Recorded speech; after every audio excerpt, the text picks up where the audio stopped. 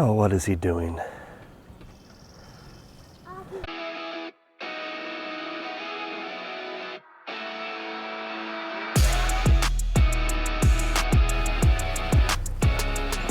That's dog poop. My milkshake brings all the boys to the yard. Yo, what are you doing? About to throw down some fertilizer and crabgrass control. Easy there, cowboy. It's 40 degrees out. It's not time yet. What do you mean, man? The snow's melted. Time to wake this grass up. Dude, that's not how it works. You gotta let the grass wake up on its own a little bit. Imagine it's 6 a.m. You're sound asleep. You're hoping to sleep in till like 9, okay? Your child runs in the bedroom. You're still drooling. You're so out of it. And your kid jumps up on your bed and gives you the people's elbow right in the you-know-whats. Is that how you want to wake up? No thanks. I didn't think so. No, nobody wants that. So let's pretend that 6 a.m. on a Saturday is the equivalent to air temperatures in the 30s and 40s. Your grass is still out cold. Now imagine, Saturday, 9 a.m.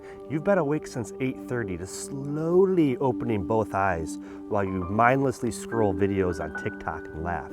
And slowly your child meanders into your bedroom and taps you on the shoulder and says, "Daddy, can I have some breakfast, please?" "Why, sure."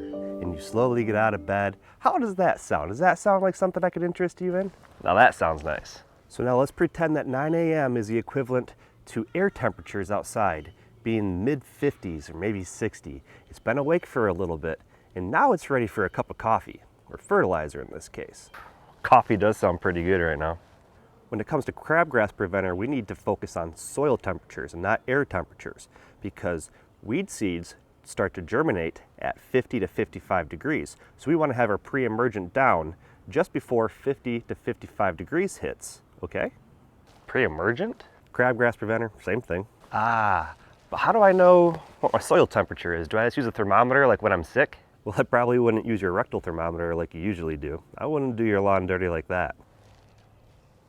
You can use a meat thermometer, that's what I do. And then I just use it for my steak after that? Well, I'd wash it first, but I've had a steak that you've made, and I'm pretty sure a little bit of dirt's not gonna make it taste any worse.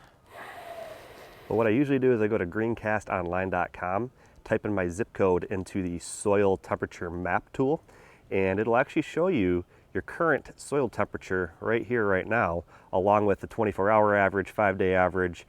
You can even go back to last year and look at 5-year averages, and you can actually see when the soil temperatures traditionally will hit that 50-degree mark, so you have a better idea of when that time's gonna be. Yeah, I'm gonna put this stuff away.